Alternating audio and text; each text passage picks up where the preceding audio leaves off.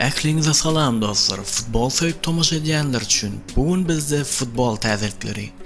Munuň üçin sizden video like basmak, kanalymyza agda bolmak we şu videony öz dostlaryňyz bilen paýlaşyp ekran garşysyndan uzaklaşmalygy haýyş edýäris. Täzelikler Angliýa Premier Ligasyndan başlaýar. Brentford Chelsea 0-0. Hasabyň 0-0 bolşýaly bu duş kän bir gyzykly geçmedi diýsem ýalňyşmasam gerek. Çünki Chelsea klubyna soňky wagtlar umumyň düşünip bolanok.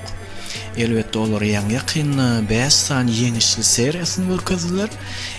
Ýewropa Çempionlar Ligasy hem goşup hasaplanýar elbetde. Angliýa Premier Ligasynda baş çylanyşynyň çalşynyna garamazdan bu klub kän bir ynamly oýun görkezip bilmeýär. Ýöne garamazdan Chelsea 10-njy turdan soň 20 maç bilen 4-nji orunda barýar. Chelsea'nin dünkü ve ondan öňki oýunlaryna tomaşa edenimde bir zada göz ýetirdim. Chelsea kluby şu mövsümde Ýewropa Çempionlar Ligasyna ýeşik galyp bilseler-de bu olar üçin ulakan ýeňiş bolsa gerek. Çünki olaryň oýununda özüne bolan ynam we motivasiýa umumyň göze görünmeýär. Ýene-de belemel zadymyz 22-nji oktýabrda 4-nji ýer üçin Chelsea öz öýünde Manchester United klubyny kabul eder. Ýeňiş kazanan klub bolsa 4-nji oruna göteriler. Liverpool West Ham 1-0 minimal hasapdaky ýeňiş.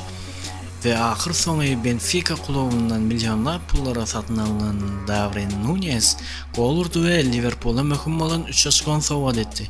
Bu oýundaky esas göze taşlanan pyrsat 44-nji minutdaky penalty diýsek ýalňyşmaz, çünki West Ham oýunçysy Gerard Bon penaltyny dürüst ýerine ýetirdi. Ýöne şol anyk ýerine ýetirilen penaltyny Alisson Becker saklamak başardy we Liverpool klubyna 3 açkony hem ýazdyryp 10-njy turdan soň 16 açko bilen 7-nji oruna göterildi. Manchester United Tottenham 2-0. Umumyň garaşylmady hasap. Men bu oýunda haýsyr klub favorit diýip pikir etmeýärdim.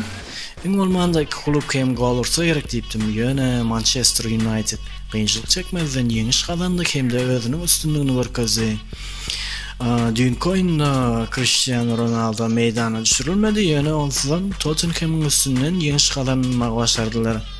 Ýadyňyza düşýän bolsa geçen mövsümde Cristiano Ronaldo meydana düşüpdi we Antonio Conte'nin oýunçylaryny gowy edip ýenjipdi diýsek ýalňyşmasak gerek. Dünkü oýundan soňra Tottenham kluby 11 duşlukda 20 açko bilen turnirin 3-nji orunda galmak başardy.